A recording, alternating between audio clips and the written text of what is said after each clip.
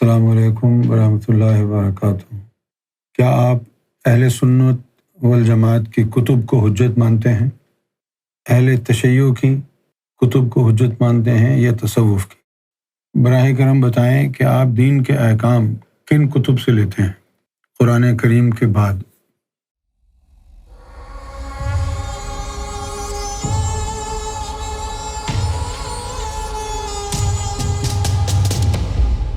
میں یہ سمجھتا ہوں کہ کوئی حدیث سنی شیعہ نہیں ہوتی، نہ کوئی حدیث صوفی ہوتی ہے۔ مسئلہ یہ ہے کہ کچھ احادیث کو اہل سنت والجماعت نے اپنی کتابوں میں شامل کیا ہے، کچھ احادیث کو اہل تشیع نے اپنی کتب میں شامل کیا ہے، اور کچھ احادیث ایسی ہیں جن کا باطن سے لنک ہوتا ہے، اس کو صوفیوں نے اپنی کتب میں شامل کیا ہے۔ تو اگر کوئی اہل سنت والجماعت کی کتب کو حجت مان لے تو ان احادیث سے محروم رہ جائے گا جو اہل تشیع نے جمع کی ہیں، اہل البیت سے آئی ہیں، اور کوئی اگر صرف ان احادیث کو حجت مان لے جو اہل تشیع کی کتب میں ہیں تو وہ شیعہ ان احادیث سے محروم رہ جائے گا جو اہل سنت کی کتب میں ہیں۔ تو جو اہل سنت والجماعت کی کتب میں جو عقائد دین اور احادیث ہیں انہی کو حجت مان لے تو میں سمجھتا ہوں کہ یہ علم کامل نہیں ہوگا۔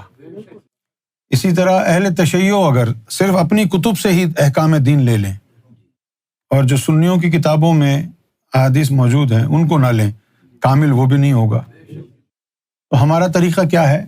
اللہ کے رسول کی بات کسی بھی کتاب میں ہو، سنی کی ہو یا شیعہ کی ہو یا صوفی کی، ہم وہ لے لیتے ہیں۔ نہ ہم سنی ہیں نہ ہم شیعہ ہیں، ہم تو امت رسول کا نعرہ لگانے والے ہیں۔ جو اللہ کے رسول کی بات سنی کتب میں ہے ہم وہ بھی لے لیتے ہیں، جو اہل تشیع کی کتب میں ہے وہ بھی رسول اللہ کی باتیں ہیں، ہم وہ بھی لے لیتے ہیں۔ رہ گئی بات احکام دین کی، فقہ کی، تو ظاہر ہے کہ دین کی فقہ اہل بیت سے زیادہ کون جانے گا۔ ایک بہت بڑی چال چلی گئی، وہ چال کیا تھی کہ امام ابو حنیفہ کے حوالے سے کہ یہ جو بات کتابوں میں لکھی ہے یہ بطور سازش لکھی ہے اور جس نے شامل کی ہے وہ امت سے خارج ہے۔ امام ابو حنیفہ کو بدنام کرنے کے لیے، رسوائے زمانہ کرنے کے لیے ان کے نام سے منسوب ایک اسٹیٹمنٹ سنیوں کی کتابوں میں ہے کہ امام ابو حنیفہ کے مطابق رسول اللہ کے والدین مشرک تھے۔ یہ امام ابو حنیفہ کا اسٹیٹمنٹ کیسے ہو سکتا ہے جنہوں نے فیض لیا ہے امام جعفر صادق سے؟ اگر امام ابو حنیفہ کے نزدیک رسول اللہ کے والدین مشرک، ابو طالب مشرک تھے، تو پھر ہم امام ابو حنیفہ سے پوچھتے نا کہ بھئی یہ تو بتاؤ کہ ساری زندگی پال پوس کے ایک مشرک نے جمع بڑا کیا رسول اللہ کو، اللہ کی اہمیت اور غیرت کو کیسے گوارا ہوا کہ مشرک کعبے میں داخل نہیں ہو سکتا، محمد رسول اللہ مشرک کے گھر پرورش پائے، یہ کیسے ہو سکتا ہے؟ تو بہت بڑی سازش ہو گئی نا۔ یہ بات کبھی امام ابو حنیفہ نے نہیں کہی، کیسے کہہ سکتے ہیں؟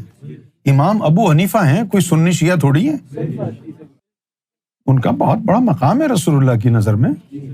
امام ابو حنیفہ رحمۃ اللہ علیہ کا کوئی شریعت والے امام تھوڑی تھے، جس نے 99 مرتبہ اللہ کا خواب میں دیدار کیا ہو وہ ایسی اوچھی بات کہہ سکتا ہے؟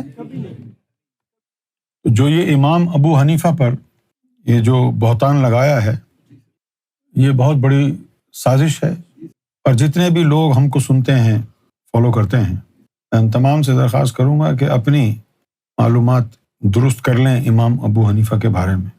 امام ابو حنیفہ امام جعفر صادق کے شاگرد تھے، اور امام ابو حنیفہ نے امام جعفر صادق علیہ الصلاۃ والسلام کے سامنے زانو ادب طے کیا، تو ان کی تو اپنی فقہ جعفریہ تھی، لیکن ان کے شاگردوں میں کچھ ایسے حاسدین تھے جنہوں نے امام ابو حنیفہ کی فقہ جلا دی اور خود اپنی فقہ کی کتاب پر امام ابو حنیفہ کا نام لکھ کے ہم سب کو بیوقوف بنا دیا۔ آج امام ابو حنیفہ کے نام پر جو فقہ چل رہی ہے، فقہ حنفی، وہ امام ابو حنیفہ نے نہیں لکھی۔ یار بنو امیہ کے جو مولوی تھے انہوں نے تو امام احمد بن حنبل کو نہیں چھوڑا۔ امام احمد بن حنبل کو کہتے تھے یہ رافضی ہیں، یہ مولا علی کی تعریف کرتے ہیں، ان کے اوپر یہ فتوے لگائے انہوں نے امام احمد بن حنبل پر کہ یہ رافضی ہیں، اور ان کو مجبور بھی کیا امیر معاویہ کی تعریف کرو۔ جیل میں ڈال دیا انہوں نے، کہا کہ نہیں کیا تعریف کروں، رسول اللہ نے کوئی اچھی بات نہیں کہی اس کے بارے میں کہاں سے تعریف کروں اس کی، رسول اللہ نے کوئی اچھی بات نہیں۔ لیکن آج کے جو شیعہ سنی وہابی دیوبندی ہیں، ان کی تعلیم کا، علم کا دار و مدار کتابیں ہیں۔ کتابوں میں جو کچھ لکھا ہے اس کے مطابق ایک دوسرے کے اوپر قدغن لگاتے رہتے ہیں، فتویٰ بازی کرتے رہتے ہیں۔ ان کے مدرسے تو فتووں کی فیکٹریز ہیں، ایک ایک مشین ان کے یہاں ایسی ہے 1 منٹ میں 1000 فتوے نکال کے پھینکتی ہے۔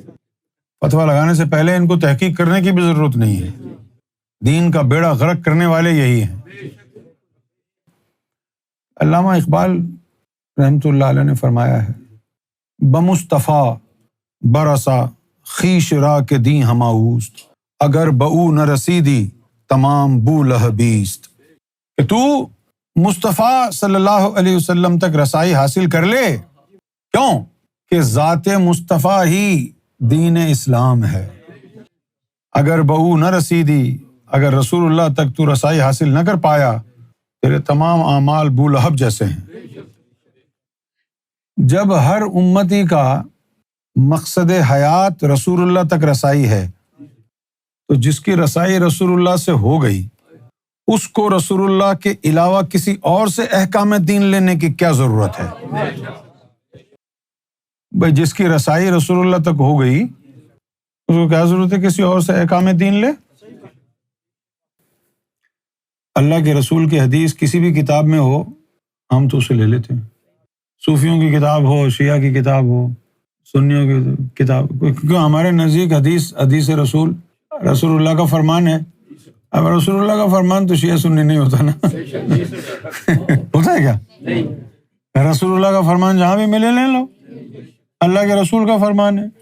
ہاں تمہارے پاس یہ کسوٹی ہونی چاہیے کہ تم پہچان لو کہ یہ واقعی اللہ کے رسول کا فرمان ہے یا کسی نے اس کو یعنی اضافہ کیا ہے، اس کے اندر ملاوٹ کی ہے، آمیزش کی ہے۔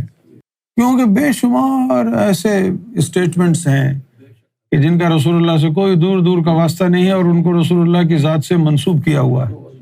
لیکن یاد رکھو اللہ کے رسول صلی اللہ علیہ وسلم کا فرمان ہے کہ کسی نے کوئی ایسی چیز جو میں نے نہیں کہی اور اس نے وہ مجھ سے منسوب کی تو وہ جہنم اپنا ٹھکانہ بنا لے۔ یہ رسول اللہ کی حدیث مبارکہ ہے۔ پھر رہ گئی بات صوفیوں کی، تو بھائی المیہ یہ ہے کہ جب آپ کے ہاں احادیث میں ملاوٹ ہو گئی، ائمہ اہل بیت کے اقوال میں ملاوٹ ہو گئی، تو کیا صوفیوں کی کتب میں گڑبڑ نہیں کی گئی ہوگی؟ مجھے یاد ہے کہ جب سرکار سے تعلق جڑا تو ذاکرین نے یہ کہا کہ بھائی ہم کو کیا پتا تھا سلطان باہو کون ہے، ہمیں تو کوئی دین سے اتنا زیادہ لینا دینا نہیں تھا، ہمیں کو یہ پتا تھا کہ بھائی عمران خان کون سی ٹیم میں ہے، سنیل گواسکر کون سے نمبر پہ کھیلتا ہے، یہ پتا تھا۔ تو جب سرکار سے تعلق جڑا تب ہمیں پتہ چلا، تو مختلف جو سرکار کے ماننے والے تھے، ذاکرین تھے اس دور میں، انہوں نے یہ بتایا کہ بھائی سلطان باہو کی جو کتابیں ہیں وہ کتابیں جو ہیں پڑھیں روحانیت کو سمجھنے کے لیے، اور ان کے خلیفہ ہیں نور محمد کلاچوی صاحب، تو انہوں نے کتابیں کچھ لکھی ہیں روحانیت پہ۔ خاص طور پر ایک کتاب کا بڑا ذکر کرتے تھے ہمارے ذاکرین، اس کتاب کا نام تھا عرفان، کتاب کا نام۔ اس کتاب کے 2 حصے تھے، 2 والیوم۔ ہمیں یہ نصیحت تھی کہ بھئی جو بھی کتاب سلطان باہو کی ہوگی تو آپ نور محمد کلاچوی کا ترجمہ پڑھیں، کوئی اور نہ پڑھے۔ تو نور محمد کلاچوی کا جو ترجمہ تھا وہ پڑھا، مزہ بھی آیا۔ 10-12 سال گزرنے کے بعد، چونکہ جب ہم وہاں رہتے تھے کراچی میں تو ہم جاتے تھے جوڑیا بازار۔ جوڑیا بازار جو تھا وہ یوں سمجھ لیں کہ جتنے بھی کراچی میں گروسری سٹورز وغیرہ ہوتے، دال چاول آٹا، یہ جو کریانی کا سامان ہوتا ہے، یہ سارا جوڑیا بازار سے خریدتے ہیں۔ وہ ہول سیل مارکیٹ تھی۔ تو وہ ہول سیل مارکیٹ میں ہی ایک کونے میں ایک چھوٹی سی بوسیدہ دکان تھی کتابوں کی۔ اس کے پاس جو ہے شاید اس نے ایجنسی لی ہوئی تھی، سلطان باہو کی ساری کتابیں نور محمد کلاچوی صاحب کے ترجمے اس کے پاس ہوتے تھے، تو وہاں سے ہم لے کے آتے۔ اب 10-12 سال بعد جب ہم گئے وہاں دوبارہ، تو وہاں کتابیں تو تھیں لیکن وہ اب بدل گئیں۔ وہی عرفان، وہی سلطان صاحب کی کتابیں، اب اس میں رد و بدل ہو گئی۔ اور آپ یقین جانیں، میرے پاس میں نے جو کراچی میں غوث پاک کی جو کتاب ہے فیوز یزدانی، اس کا نسخہ، اور پھر میں نے ابھی 1-1.5 سال پہلے ایک اور نسخہ خریدا، زمین و آسمان کا فرق ہے، سب بدل گیا۔ کشف المحجوب جو پرانا نسخہ ہے، نئے نسخے اس کے برابر میں رکھ کے دیکھے تو 60 سے 70% تک تبدیلی آ چکی ہے۔ صوفیوں کی جو کتاب ہیں ان میں گڑبڑ بڑے پیمانے پر ان میں گڑبڑ ہو گئی۔ اسی طرح مولا علی کے جو اقوال ہیں، مولا علی کے جو خطبات ہیں، ان کو بھی جمع کیا اور اس کو نام دیا نہج البلاغ، یعنی بیان کرنے کا طریقہ، یعنی انداز گفتگو، کہہ لیں آداب گفتگو۔ میرے پاس نہج البلاغہ کا پرانا نسخہ بھی ہے۔ کتنا پرانا؟ 40 سال پرانا وہ نسخہ بھی ہے۔ اور پھر امجد صاحب سے میں نے منگوائی کتابیں، اس میں بھی نہج البلاغہ کا ایک نسخہ آیا، وہ لگتا ہی نہیں ہے وہی نہج البلاغہ، بڑے پیمانے پر تبدیلی ہو گئی۔ تو آج تو صوفیوں کی کتاب اٹھا کر کے بھی اگر آپ پڑھ لیں گے تو بیکار ہے۔ اب صوفیوں کی کتابیں تو چھوڑو یار، پرانی ہو گئی۔ یہ جو سرکار کی کتاب ہے، امریکہ میں بیٹھ کے سرکار نے لکھی، میں نے اس کو کتابی صورت دی، پاکستان پہنچی بدل گئی۔ وہ تو سرکار نے فرمایا کہ یہ جو ہم نے کتاب لکھی جوں کی توں گورشاہی.com پر لگا دو تاکہ اس میں کوئی تبدیلی نہ کر سکے۔ اب گورشاہی.com میں نے بنائی، میں چلاتا تھا، تو سرکار نے سارا مواد، دین الہی، سب کچھ اسی کے اوپر لگوایا۔ پھر ایک اور ذاکر تھا جو ڈنمارک میں رہتا ہے، اس کا نام عرفان تھا، وہ ڈنمارک میں ایک جگہ ہے اوڈن سے، وہاں رہتا تھا۔ تو اس کو شوق تھا، جیسے ابھی شاہد ہے، اس کو شوق ہے نا کمپیوٹر سائنسز کو، اسی طرح اس کو تھا۔ تو جب سرکار نے گورشاہی.com کو دین الہی کتاب لکھنے کے بعد دوبارہ اپنی مرضی سے اس کو بنوایا، تو پھر وہ جو لڑکا عرفان ہے اس کو بلایا، وہ ڈنمارک سے امریکہ آیا، اس نے یہ دوبارہ اس کو ڈیزائن کیا۔ تو میرا اس سے تعلق رہتا تھا، جو بھی چیز سرکار نے لگوانی ہوتی تھی مجھے لکھواتے اور میں اس کو ڈنمارک بھیجتا، وہ گورشاہی.com پہ لگاتا۔ اب جب واقعہ غیبت ہو گیا تو اب سب میرے پیچھے پڑ گئے، انجمن والے، امینہ بیگم، یہ اور وہ بڑے بڑے ذاکرین، کہ یہ گورشاہی.com کے جو ہے نا ہمارے حوالے کرو، یہ تمہارے باپ کی ملکیت نہیں۔ میں نے کہا یہ تو میں نہیں دوں گا کسی کو۔ اب اس کے پاسورڈ وغیرہ سارے وہ عرفان کے پاس تھے۔ مجھے بہت سے لوگ، اپنے لوگوں نے بھی کہا، جیسے ظفر تھا، اس نے بھی کہا دے دو، میں نے کہا نہیں دوں گا۔ تو کسی نے انجمن والوں کو بتا دیا کہ بھائی یونس سے چھوڑو، وہ تو عرفان سے بات کرو جو ڈنمارک میں رہتا ہے، اس کے پاس ہے، سرکار نے اس کو اس کا انچارج بنایا۔ انہوں نے پھر عرفان سے کانٹیکٹ کیا، عرفان نے ان کو کہا کہ میں یہ آپ کو نہیں دے سکتا۔ انہوں نے پوچھا کیوں؟ تو اس نے بتایا کہ 99 میں غیبت سے 2 سال پہلے جب میں امریکہ گیا تھا اور وہاں سرکار نے یہ سارا کام کرایا، تو اس وقت سرکار نے مجھے بتایا کہ 1-2 سال میں ایک وقت آئے گا کہ تم ہم سے نہیں مل پاؤ گے، اور لوگ پھر تمہارے پاس آ کے کہیں گے کہ یہ gohar-shahi.com ہمارے حوالے کرنا۔ تو میں تمہیں آج بتاتا ہوں، سوائے یونس کے کسی اور کو اس کا پاسورڈ نہ دینا، خواہ وہ میرے گھر والے کیوں نہ ہوں، کسی کو نہیں دینا، کیونکہ وہ سب گمراہ ہیں۔ اب وہ جو عرفان تھا ڈنمارک والا، اس نے وہ سارے پاسورڈ وغیرہ مجھے دے دیے۔ اس وقت لوگوں نے یہی کہا کہ بھائی gohar-shahi.com بند کر دو۔ تو میں نے لوگوں کو کہا کیوں؟ کیا اب کوئی سرکار کے احکامات نہیں آئیں گے؟ کہنے لگے نہیں، سرکار تو چلے گئے ہیں، اب احکامات کہاں سے آئیں گے؟ تو میں نے لوگوں کو کہا کہ بھائی حضور پاک کے جانے کے بعد بھی شریعت چلتی رہی ہے نا، مجدد آتے رہے ہیں نا، مجدد کے پاس کوئی نئی چیز آتی ہے نا جو پہلے والی چیز کی اصلاح کرتا ہے۔ تو سرکار gohar-shahi کا یہ جو کارواں ہے یہ چل رہا ہے، احکامات بھی آ رہے ہیں۔ جن کے دلوں میں نور ہے ان کو دل میں کوئی کجی محسوس نہیں ہوتی ہے، یہ نئے احکامات ان کے دلوں میں خود ہی اتر جاتے ہیں۔ خلاصہ میری گفتگو کا یہ ہے کہ احکام دین کتابوں سے نہیں لینے، احکام دین رسول اللہ سے لینے۔ علم کا سرچشمہ کتب نہیں ہے، رسول اللہ کے فرمان کے مطابق۔ آپ صلی اللہ علیہ وسلم نے یہ فرمایا ہے کہ انا مدینۃ العلم وعلی بابها، علم کا شہر ہوں میں، علی اس کا دروازہ ہے۔ کوئی ایک حدیث بتا دو جہاں لکھا ہو علم حاصل کرنا ہو تو قرآن پڑھو۔ علم کا سرچشمہ رسول اللہ کی ذات ہے۔ تو پھر عالم کون ہے؟ جو رسول اللہ سے علم لے وہ عالم ہے، یا جو مدرسے کو جائے وہ عالم ہے؟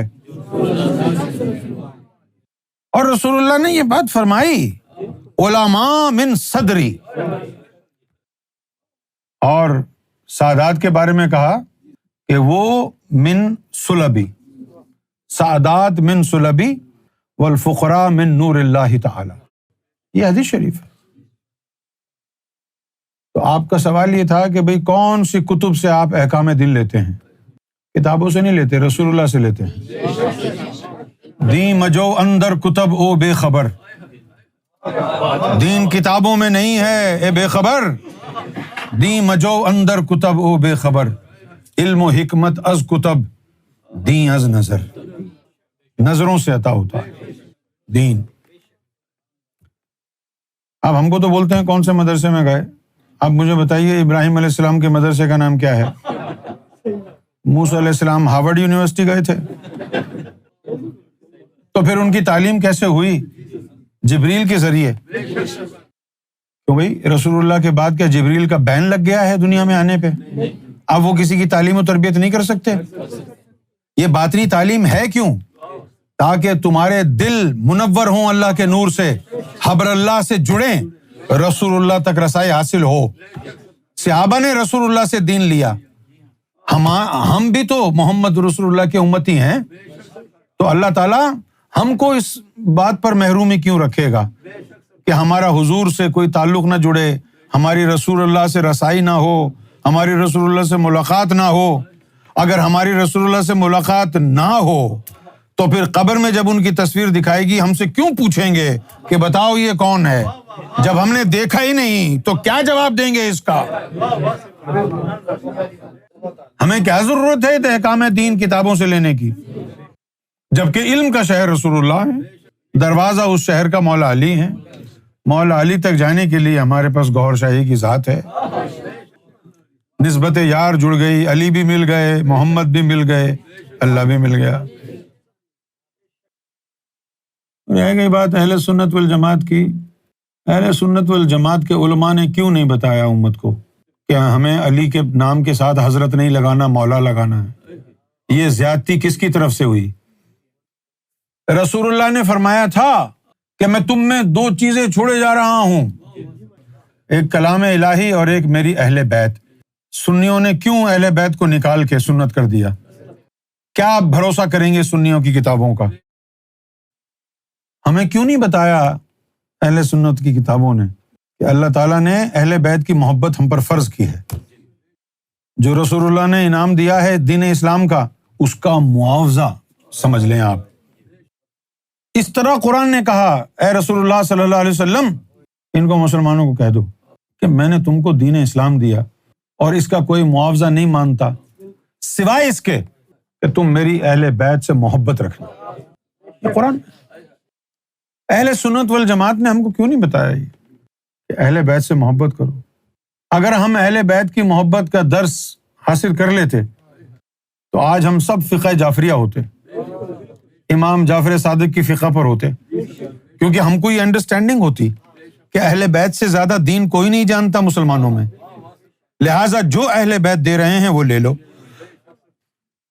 یہ بات تو ہوئی نہیں، گمراہ ہو گئے نا. قل لا اسألکم علیہ اجرا الا مودۃ فی القربى.